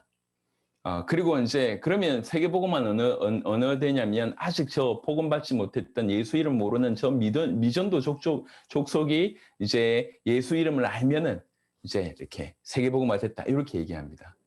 예, 저는 생각이 약간 다릅니다. 왜 약간 다르냐면 성경은 저는 이렇게 얘기합니다. 예수가 그리스도 되심 증언되는 것이 이게 핵심이라고 생각합니다. 내가 오랫동안 교회를 다녔지만 한 번도 예수가 누군지 내가 들어본 적이 없어요. 예수가 그리스도 되시면 정확한 메시지를 내가 들어본 적이 없어요. 그렇다고 얘기하면 나는 교회를 다니고 있지만 아직 여전히 전도 받아야 될 대상이라고 생각합니다. 약간은 극단적인 표현일 수 있습니다. 하지만 곰곰하게 제가 여러분에게 질문을 드리는 겁니다. 한번 질문을 해보십시오. 세계복음화는 뭘까요? 예수 이름이 그냥 알려지는 것이 세계복음화입니까? 그렇지 않습니다. 제가 중남미에 갔는데 중남미에 섬전도 하시는 분이 계시다고 하더라고요. 이게 아주 좀 극단적인 케이스죠. 섬전도 어떻게 합니까? 물어보니까 비행기를 하나 구해가지고 비행기에 스피커를 단대요. 그래가지고 나중 고도로 날면서 계속 예수님 얘기하는, 예수님, 예수님, 예수님, 그냥 예수 하는 거예요. 그래서 사람들이 볼 때는 비행기 날아가면서 그냥 예수 이름이 들린 겁니다. 그러면 복음화된 겁니까? 그럼 미전도 족속 위에 비행기 이렇게 돌아다니면서 예수님 하면 되는 겁니까? 예수라고 하는 이름을 내가 아는 것이 내가 복음화됐다고 얘기한다고 하면 우리나라 이미 복음화 100분도 더 됐겠죠.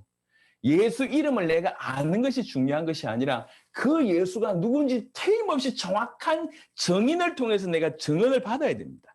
그리고 나서 내가 예스, 오, 노가 될 거 아닙니까? 그렇다고 얘기할 때, 요 기준으로 얘기할 때 우리나라도 아직 복음화될 부분들이 너무너무 많은 겁니다. 미국 또한 그렇습니다. 미전도 종족은 말할 것도 없고요. 그래서 우리의 사명은 뭐냐면 정확하게 예수가 누군지를 정언하는 것이 우리의 포커스여야 합니다. 그럴 때만이 제자들이, 이 복음이 그렇게 정언될 때만이 숨어있던 제자들이 드러나기 시작합니다. 시간이 많이 없으니까 생각보다 이제 이렇게 성경의 전도가 뭔지를 설명하는 데만 지금 시간이 꽤 많이 갔기 때문에 세례 요한도 예수가 그리스도라고 증언하는 일을 하셨다고 얘기합니다. 요한복음 1장 7절에 그가 증언하러 왔으니 그 빛에 대하여 증언하고 모든 사람이 자기로 말미암아 믿게 하려 하며 그는 이 빛이 아니요 이 빛에 대하여 증언하러 온 자라. 1장 15절에 요한이 그에 대하여 증언하여 외치어 이르되 내가 전에 말하기를 내 뒤에 오시는 이가 나보다 앞선 것은 나보다 먼저 계심이라 한 것이 이 사람을 가리킴이라 하니라. 요한복음 1장 32절에 요한이 또 증언하여 이르되 내가 보매 성령이 비둘기같이 하늘로부터 내려와서 그 위에 머물렀더라. 요한복음 1장 34절에 내가 보고 그가 하나님의 아들이심을 증언하였노라 하니라. 세례 요한은 예수님이 그리스도이심을 증언하는 사역을 하러 왔다. 본인이 얘기합니다. 사마리아 여인도 요한복음 4장 39절에 여자의 말이 내가 행한 모든 것을 그가 내게 말하였다 증언하므로 그 동네 중에 많은 사마리아인이 예수를 믿는지라. 사마리아 여인도 바로 예수의 그리스도 되심이 믿어지고 나서 마을에 튀어나가서 뭐라고 얘기합니까? 예수가 그리스도다라고 증언합니다. 사도 요한 또한 요한복음 21장 24절에 이 일들을 증언하고 이 일들을 기록한 제자가 이 사람이라. 우리는 그의 증언이 참된 줄 아노라. 요한일서 1장 2절에 이 생명이 나타내신 바 된지라. 이 영원한 생명 우리가 보았고 증언하여 너희에게 전하노니 이는 아버지와 함께 계시다가 우리에게 나타내신 바 된 이시니라. 사실 모든 제자들의 한 사역이 뭐냐면 예수님께 배웠기 때문에 그들 동안 예수가 그리스도 되심을 생명 걸고 증인의 입장으로 증언하는 삶을 살았습니다. 요한일서 4장 14절에 아버지가 아들을 세상의 구주로 보내신 것을 우리가 보았고 또 증언하노니. 계시록 1장 2절에 요한은 하나님의 말씀과 예수 그리스도의 증거 곧 자기가 본 것들을 다 증언하였노라. 사도들도 이렇게 얘기합니다. 사도행전 1장 22절에 항상 우리와 함께 다니던 사람 중에 하나를 세워 우리와 더불어 예수께서 부활하심을 증언할 사람이 되게 하여야 하리라 하거늘.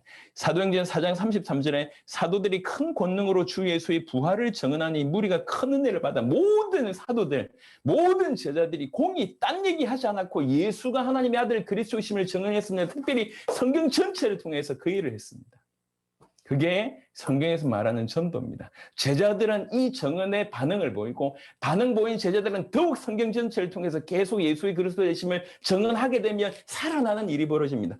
예수께서 우리에게 말씀을 풀어주실 때 우리 마음이 뜨겁지 아니하더냐? 이게 언제 일어나냐? 성경을 통해서 예수의 그리스도 되심을 풀어주실 때 제자들은 그 마음에 뜨겁게 일어나게 되어 있습니다. 그래서 폭발하는 것이죠. 그런 폭발로 그 마을과 그 지역과 그 나라를 살리는 것입니다. 사도 바울이 사도행전 9장 22절에 사울은 힘을 더하여 예수를 그리스도라 증언하여 다메섹에 사는 유대인들을 당혹하게 하니라. 사도행전 17장 3절에 뜻을 풀어 그리스도가 해를 받고 죽은 자 가운데서 다시 살아나야 것을 증언하고 이르되 내가 너에게 전하는 이 예수가 곧 그리스도라 하니. 사도행전 18장 5절에 실라와 디모데가 마게도니아로부터 내려오매 바울이 하나님 말씀에 붙잡혀 유대인들에게 예수는 그리스도라 밝히 증언하니. 그냥 단순한 전파가 아니었습니다. 단순한 선포가 아니었습니다. 증언이었습니다.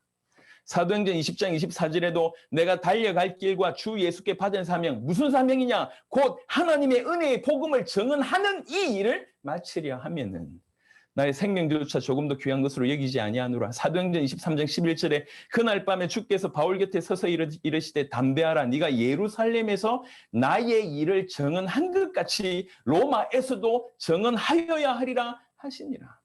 디모데후서 1장 8절 그러므로 너는 내가 우리 주를 정언함과 또는 주를 위하여 갇힌 자 된 나를 부끄러워하지 말고 오직 하나님의 능력을 따라 복음과 함께 고난을 받으라. 일평생 내가 한 게 뭐냐? 주를 정언한 거, 그건 내가 한 일이다. 이렇게 얘기합니다.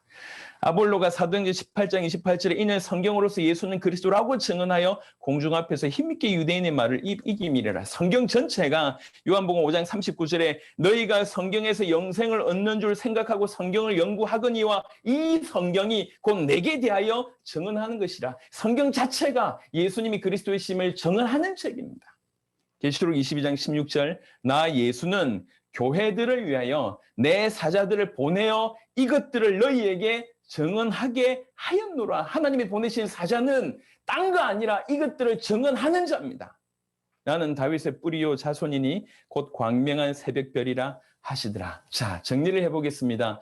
성경의 전도는 진실로 복음을 가진 자가 할 수 있는 것이 전도입니다. 전도는 복음을 전하는 것입니다. 다른 말로 복음을 증언하는 것이 전도입니다. 이 복음을 증언할 때에 제자를 찾을 수 있습니다. 또 찾아진 제자에게도 동일하게 해야 될 것이 있으면 예수의 그리스도의 심을 증언하는 것입니다. 사도행전 5장 42절에 사도들이 날마다 집에 있든지 성전에 있든지 예수는 그리스도라고 가르치기와 전도하기를 그치지 아니하니라. 그냥 지나갈 수 있는 구절이 아닙니다. 뭘 했는지 알 수 있는 부분입니다. 끊임없이 제자를 찾는 방법도 예수의 그리스도 되심의 증언이고 찾은 제자에게도 해야 될 것도 예수가 그리스도 되심의 증언입니다. 왜 제자를 찾아야 됩니까? 전체를 살리기 위해서. 어떻게 찾을 수 있습니까? 복음을 증언함으로. 찾은 제자는 뭐 하면 됩니까? 지속적으로 복음을 증언하는 거. 끝입니다. 그래서 이게 기본적인 부분이라고 하면 그것에 적용한 얘기를 조금 해보도록 하겠습니다. 사실 제가 생각했던 것보다 시간이 좀 많이 가서 시간 되는 데까지 한번 얘기를 좀 해보도록 하겠습니다. 전체를 살려야 된다. 이게 너무 중요한 개념인 것 같습니다. 우리 단체, 우리 교회 이게 아니라 어떻게 하면 전체를 살리지? 이게 우리 속에 들어있지 않으면 다 이렇게 기본적인 모든 선이 다 틀려집니다. 그러니까 이제 누군가 그 얘기를 했는데요. 내가 이제 예를 들면 어떤 건설을 하는 거라고 할 때에 우리 집에는 우리 아이가 뭐 이렇게 집안에서 요즘에 장난감이 좋은 게 나왔더라고요. 그래서 이렇게 뭐 텐트도 아닌데 이렇게 플라스틱 가지고 집에서 혼자 들어갈 수 이게 있을 수 있는 그런 장난감 그런 집들이 있어요. 그 장난감을 짓는 거는 그냥 뭐 설계도 없이 그냥 하지 않습니까? 뭐 이렇게 플라스틱 몇 개만 이렇게 연기를 하면 되니까. 내가 그걸 지을 거냐? 아니면 지금 우리나라에서 최고의 빌딩을 지을 거냐? 목표가 다르면요. 접근이 다릅니다. 이건 설계도 필요 없습니다. 하지만 내가 적어도 100층, 200층 고급 빌딩을 지으려고 하면 설계도부터 만드는 것만 해도 수년 걸릴 겁니다. 그리고 높이 올라가기 위해서 지하로 파내는 것이 어마어마한 시간이 걸릴 겁니다. 접근이 달라요. 접근이. 시작이 다릅니다. 우리가 왜 전도해야 됩니까? 이 시작이 처음부터 이 시작이 모든 걸 판단하는 어떤 가르는 모든 기준인 것 같습니다. 저 땅은 내가 살려. 이게 시작이어야 됩니다. 하나님 나에게 이 땅을 주셨어. 이 땅은 내가 살린다. 이 마음으로 그러니까 혹여 우리 교회에 올지 않아도 혹여 우리 교단하고 연결되지 않는다 할지라도 혹여 우리 단체와 연결되지 않는다 할지라도 이 땅 전체를 살리기 위해서 접근하는 겁니다. 이 땅 전체를 살리기 위해서는 틀림없이 이 땅에 하나님께서 준비하신 제자 있다. 요 마음으로 접근을 하는 거죠. 제가 인디아나 갔을 때 시간은 없는데 2013년이었던 것 같습니다. 시간은 없는데 찾아야 되겠다. 아무도 아는 사람이 없어요. 그래서 이제 팀들하고 보내가지고 모든 상가에 들어가자. 상가 이렇게 뭐 우리 좀 같은 뭐 편의점이나 뭐 옷가게나 이런 거 있잖아요. 모든 상가에 들어가서 딴 말 하지 말고 그냥 제자 찾으러 왔다고 해라. 예. 그래서 딱 들어가서 저희가 매니저 불러와. 그러니까 사람들이 들어가서 미국 상가에 들어가서 매니저 불러와 이러면 일단 어떤 문제냐면 고소 문제거든요. 그러면 그 밑에 있는 직원들이 굉장히 불안해합니다. 그럼 매니저 막 해가지고 불러옵니다. 매니저 어찌 오셨습니까? 우리는 한국에서 온 목사들인데 이 땅을 살릴 수 있는, 인디아나를 살릴 수 있는 제자가 여기 있다 해서 우리 왔다. 혹시 당신이냐? 이렇게 물어라 얘기했어요. 그러니까 이분들이 상가마다 들어가서 매니저 불러와. 이러니까 인상 박 쓰고 매니저 불러오라 얘기하니까 이 사람들이 막 발발발 떨면서 매니저를 불러왔어요. 매니저들이 당황해가지고 야 어쩐 일이십니까? 라고 얘기하는데 우리는 한국에서 목사인데 인디아나 살릴 제자가 있다고 해서 정말 하나님께서 보내셔서 비행기 타고 왔다. 혹시 당신이냐? 이렇게 얘기하니까 이 뭐 백인이든지 흑인이든지 얼굴이 뭐 새까매지는 거. 이게 뭐지? 한 번도 경험해 본 적이 없으니까 다 쫓겨났어요. 여러분, 다수의 반응에 놀라지 마십시오. 다수는 제자가 아닙니다. 제자는 그 안에 소수잖아요. 그 소수를 찾기 위해서 많은 반대를 받는 것은 중요하지 않습니다. 어느 날 상가에 들어갔는데 우리로 얘기하자면 뭐 이렇게 동네에 있는 큰 마트 정도의 상가인 것 같습니다. 가서 매니저 불러와. 이러니까 매니저 왔는데 매니저가 이런 사람이에요. 알고 보니까 그 스트롱맨 혹시 아십니까? 스트롱맨 이렇게 무거운 거 드는 세계적인 대회 하는 사람이 있습니다. 이 사람 스트롱맨 출신이에요. 그러니까 덩치가 우락부락하고 반팔 입었는데 문신 있고 이런 거예요. 그래서 그 문신 있는 그 사람한테 우리 한국에서 온 목사인데 인디아나 살릴 제자 찾으라고 하나님 보내셨다. 당신이냐? 이렇게 얘기하니까 이 사람이 보니까 뭐 끔뻑하더니 다시 얘기해 보라고. 다시 얘기해보러 하는데 이 사람이 뭐냐, 이 덩치가 이러니까 다시 얘기해봐. 뭐, 뭐 헛소리 하면 가만 안 있겠어요. 이제 이런 반응으로 다시 얘기해봐 해서 정신 차리고 또 얘기했어요. 그러더니 이 사람이 굉장히 진주해더니 잠시 밖으로 나가자는 거예요. 밖으로 나갔더니 문신을 이렇게 보여주는 거예요. 문신. 그래서 문신을 보여주면 너 죽었다 이거잖아요. 문신 보여주는데 이 문신이 뭐냐? 성경 구절이에요. 예수께서 가르치던 내가 길이요, 진리요, 생명, 그 문신입니다. 그러면서 나는 이 문신 보여주면서 전도하고 당신이 찾는 사람이 내가 맞는 것 같다. 오늘 저녁에 보자. 이래가지고 저녁에 와이프하고 나왔는데 이 두 분이 보니까 와이프가 중남미였던 섬나라에서 아마 오신 것 같아요. 근데 이 와이프가 은혜가 많은 분이세요. 아버지가 수십 년을 알코올 중독이었는데 하나님 믿고 나서 이 아버지가 완전히 바뀌어서 큰 사업을 하는 사람이 된 거예요. 어릴 때부터 이 아내가 아버지가 이렇게 완전히 바뀌는 거 보면서 어릴 때부터 하나님을 신실하게 믿다가 지금 이제 인디아나까지 와서 뭐 하고 있냐면 이제 난민 사역을 둘이 하고 있는 분이에요. 인디아나에 난민들 참 많거든요. 난민 사역을 하고 있는 분입니다. 이 두 분이 와가지고 한국 목사가 와가지고 제자 있다고 하고 찾으러 왔다고 하니까 이분들이 너무 가슴이 떨린 거지.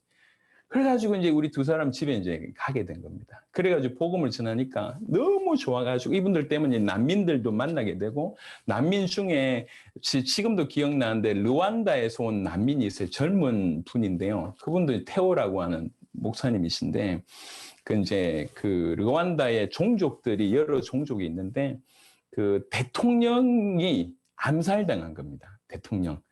여러 종족 중에 종족으로 이루어진 나라인데 대통령이 암살당했는데 그 암살당한 것이 저 종족이다라고 그 나라에서 이제 결론을 한 겁니다. 그래서 인종 청소를 해버린 거예요. 종족 청소를.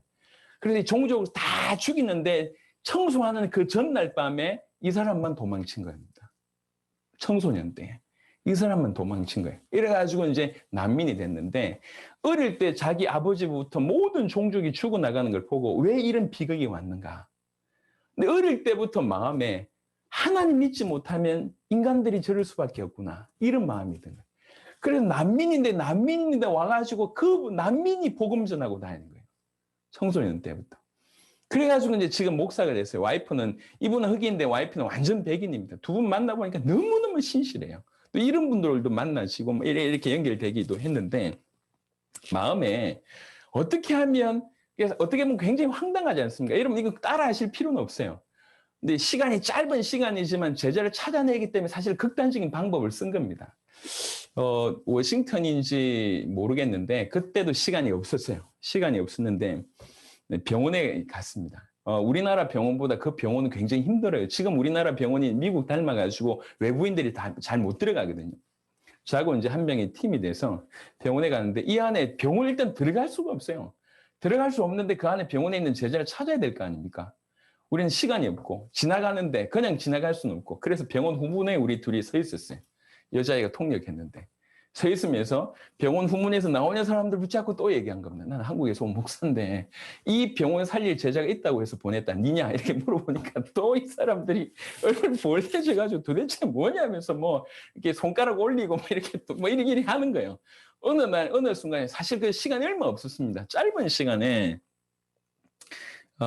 중년의 남성이었던 분 같습니다. 이게 오는데 저희가 또 아니 뭐 그냥 확인하는데 너무 좋아요. 당신 제자냐? 뭐 이렇게만 그냥 해버렸으니까. 근데 이제 짧은 시간에 이 얘기를 하는데 이 사람 표정이 굉장히 좀 눈빛이 초롱초롱 빛나는 눈빛을 좀 보이더니 잠시 시간을 좀 내줄 수 있냐는 거죠.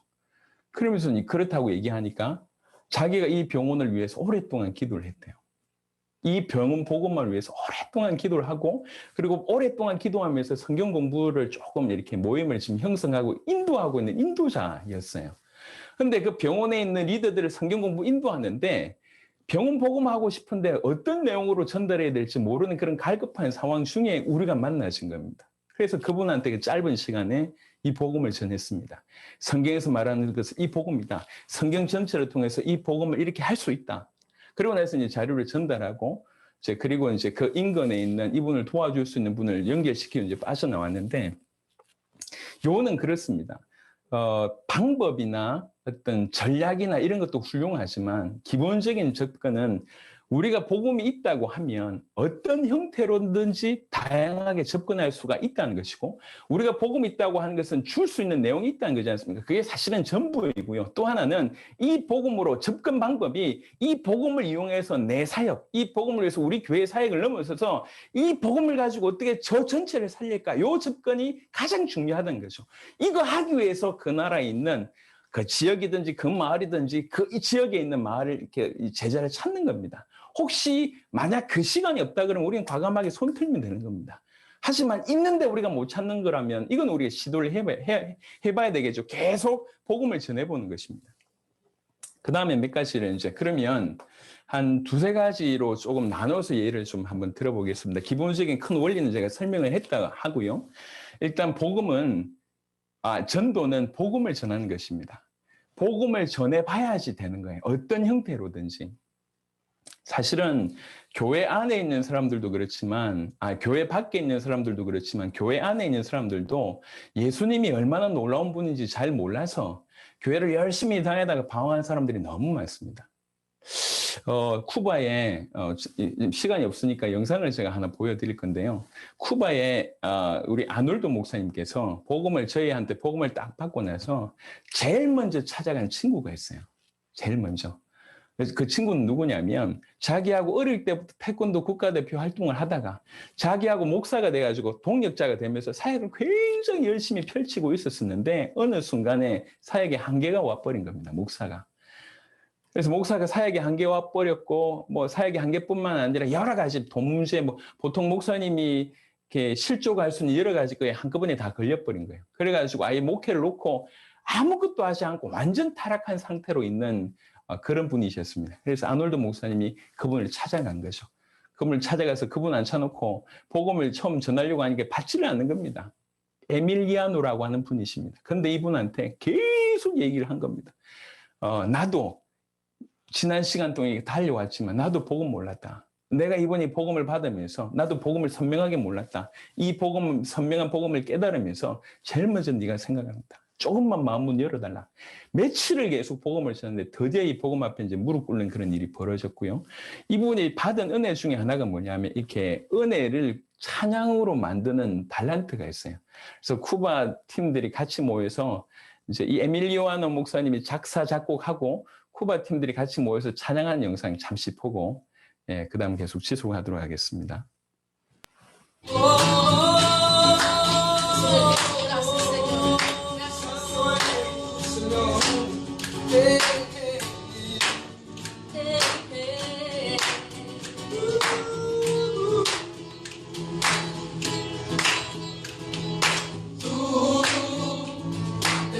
Exactamente en mi lugar, resolviendo el gran problema para mí, que me puso nuevamente ante mi Dios.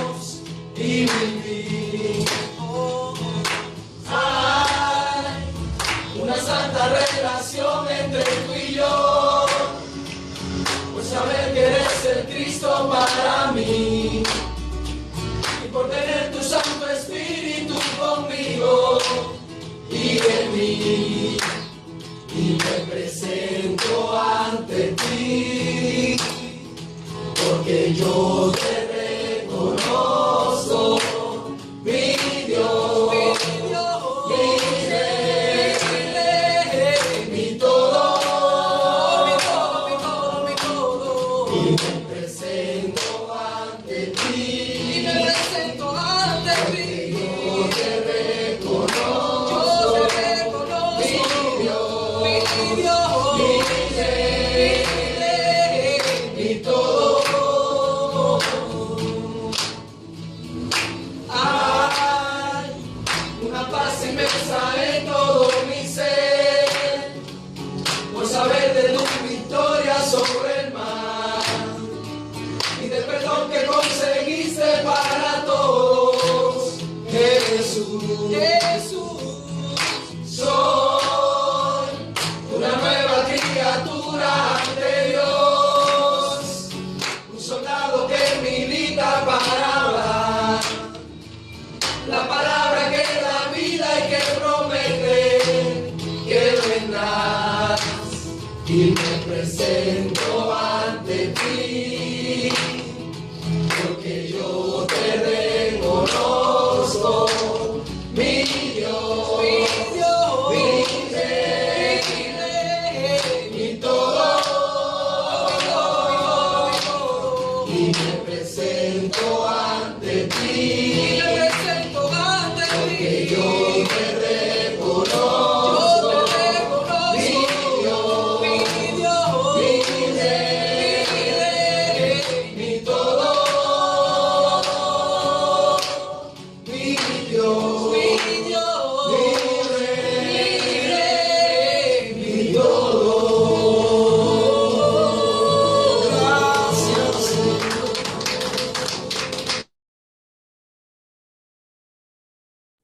찬양 좋으시죠? 예, 이 기타 치는 분이 에밀리아노 목사님이고요.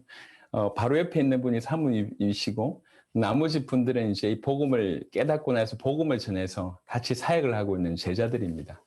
이런 분들이 막 일어난 거죠. 제가 한 예화를 한 20개, 예화가 아니라 있었던 간증을 한 20개 정도 준비했는데, 시간이 이렇게 가버렸네요. 그래서 이 예를 다 하려면 12강을 다 못 마칠 것 같고요.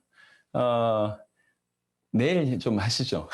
그래서 어떤 일이 어떻게 있었는지는 제가 오늘 조금 더 디테일하게 설명을 좀 드리려고 해서 이렇게 이것도 정리하고 저것도 정리하고 요 말씀도 해드리고 요 간증도 좀 했으면 좋겠다. 크게 테마로 복음을 증언하는 것이 전도다라고 하는 예 몇 가지. 전체를 살리는데 제자 찾는 예 몇 가지, 그리고 찾은 제자들을 통해서 전체를 살리는 예 몇 가지 이렇게 정리해가지고 왔는데 지금 인디아나 하나 했는데 지금 벌써 1시간 반이 지났네요.